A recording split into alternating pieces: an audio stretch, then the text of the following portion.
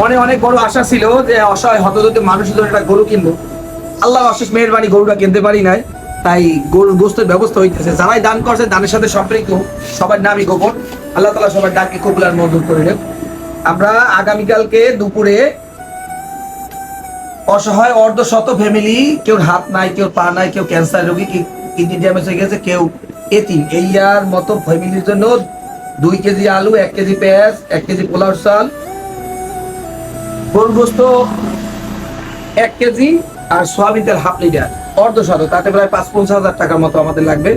আমরা সর্বোচ্চ চেষ্টা করতেছি ইনশাল্লাহ আগামীকালকে আমরা আল্লাহ রাজি খুশির জন্য দান করার জন্য। যেসব ব্যক্তিরা দানের সাথে সম্পৃক্ত আল্লাহ তাআলা তাদের দানকে কবুল আর মঞ্জুর করে নেও।